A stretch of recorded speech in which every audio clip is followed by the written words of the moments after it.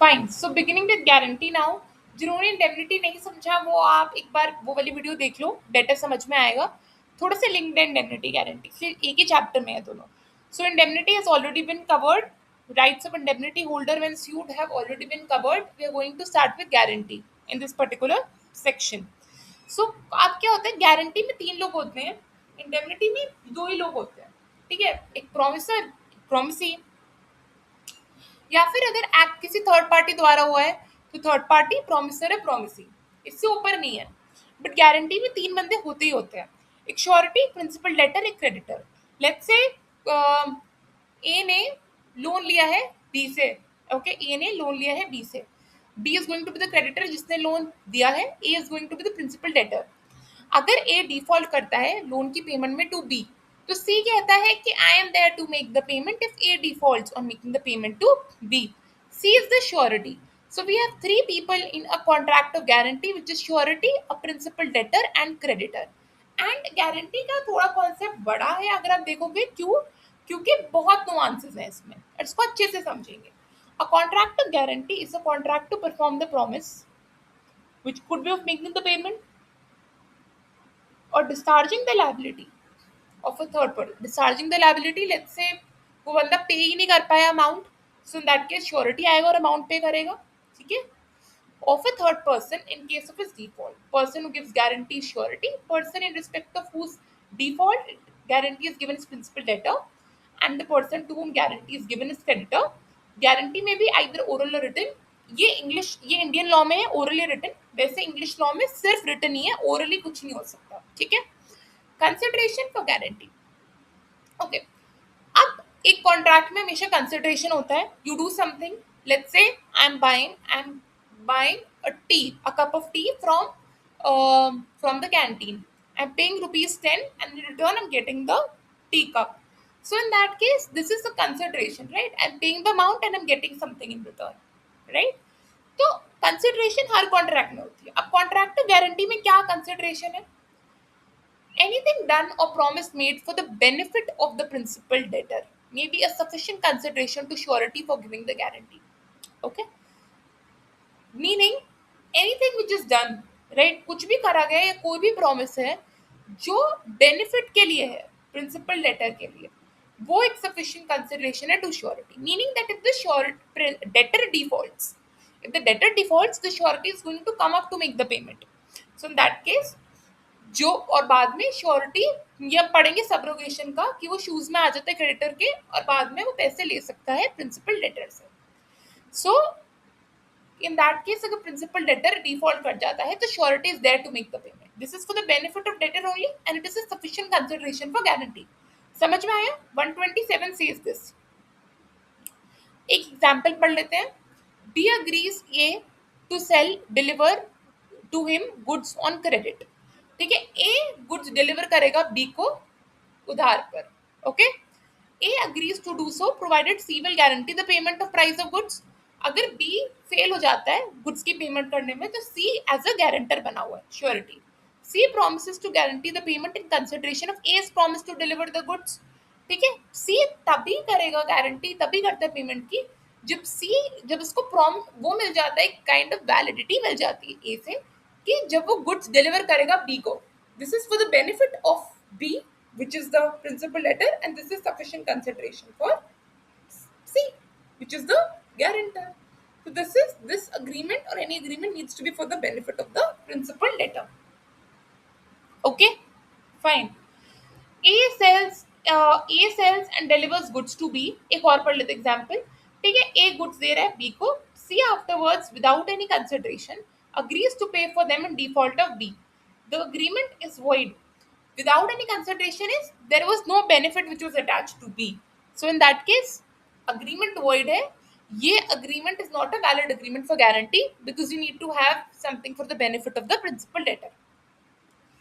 Surety की liability क्या है? Liability of surety is coextensive with that of the principal debtor unless otherwise provided with the contract. Let's say मैं creditor हूं और मैं payment मांग रही हूं किसी बंदा जिसका नाम है ए, जो मैं बी हूं। ठीक है बकुल, मैं पेमेंट मांग रही हूं किसी ए से जो प्रिंसिपल डेटर है, और उसका श्योरिटी कौन बना हुआ है? सी।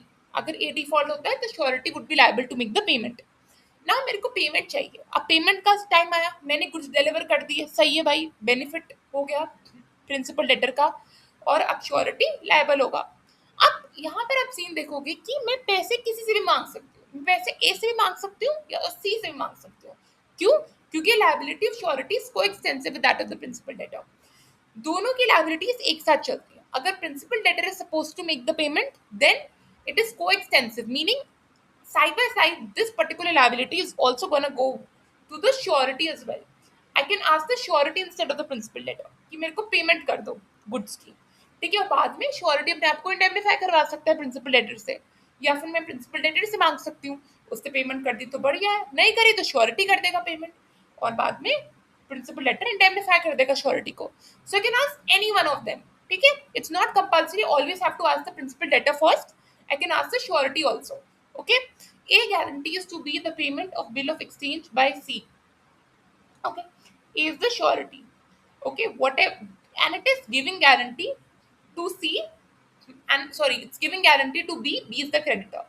Bill of exchange is a promise. Promise by C. C is the principal debtor who's promising to make the payment. The bill is dishonored by C. जो C है उसने bill dishonor कर दिया है, the principal debtor has been defaulted on the payment. A is liable not only for the amount of the bill but also for interest and charges which may become due on it. So you can, this is not particularly pertaining to 128, but it is not just about the principal amount, but जो भी interest या other charges लिवाए होते हैं amount पर, वो भी I can claim. ठीक है? Okay. Continuing guarantee. A guarantee which extends to a series of transactions is known as a continuing guarantee. एक होती है specific guarantee and एक होती है continuing guarantee. जब series of transactions होते हैं, जब बहुत सारे transactions होते हैं, उसको बोलते हैं continuing guarantee. जब एक ही transaction है, उसको बोलते हैं specific guarantee. A in consideration that B will employ C in collecting the rent of B's zamindari promises B to be responsible. A, who is what? Who is the surety? In consideration, which is the consideration, sufficient consideration अभी जो पढ़ा, benefit होना चाहिए principal debtor का. B will employ C in collecting the rent of B's zamindari, promises B to be responsible to the amount of 5,000 rupees for due collection and payment by C for those rents. This is known as a continuing guarantee because this is a continuing act. You will continue to collect the rent of the zamindari, which is not a specific transaction but a series of transactions. Therefore, it is known as continuing guarantee. Revocation of continuing guarantee. Continuing guarantee revoke करी जा सकती है by the surety as to future transactions by notice to the creditor. Surety पिछले transactions के लिए हमेशा liable होगा, लेकिन वो रिवोक कर सकता है कंटिन्यूइंग गारंटी कभी भी, लेकिन उसको नोटिस देना पड़ेगा क्रेडिटर को। किसको गारंटी देते हो? गारंटी हमेशा क्रेडिटर को देते हो, राइट? हमने ऊपर पढ़ा था। और किसके लिए होती है? प्रिंसिपल लेटर के लिए होती है। तो अगर आप रिवोक कर रहे हो तो आप नोटिस किसको दोगे? क्रेडिटर को दोगे। A guarantees to be to the extent of 10,000 rupees. C shall pay all the bills that B shall draw on him. Okay. C is the principal debtor. He will make the payment of whatever goods he had purchased from B and whatever bills that B would be giving to C. And A is the surety. B draws upon C. C accepts the bill. A gives notice of revocation. C dishonors the bill at maturity. A is liable upon this guarantee. Why is he liable? अभी के transaction के लिए liable होगा, किसी भी future transactions के लिए वो लायबल नहीं होगा, ठीक है?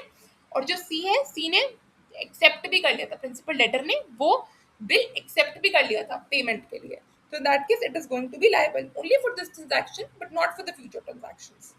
Revocation of continuing guarantee by surety's death. अगर श्योरिटी की डेथ हो जाती है, in absence to the contract to the contrary, as a revocation of continuing guarantee so far as regards future transactions. Again, future transactions के लिए होती है, present transactions के लिए नहीं होती. अगर present transaction पे surety मर जाए तो उसका estate या फिर legal representative liable होता है. और absence of contract to the contrary में अगर contract में already state कर दिया है कि legal representative liable है surety का, so in that case वो liable होगा. और अगर नहीं लिखा है तो obviously continuing guarantee खत्म, मतलब future transactions की liability खत्म. समझ में आ रहा है? बहुत सिंपल है. गारंटी, इंडेमनिटी बहुत सिंपल है, इससे ऊपर कुछ नहीं है, ठीक है? Liability of to persons primarily liable, not affected by arrangement between them, that one shall be surety on others' behalf. Let's read. When two persons contract with third persons to undertake certain liability and also contract with each other, that one of them shall be liable only on the default of the other, the third party person not being a party to the contract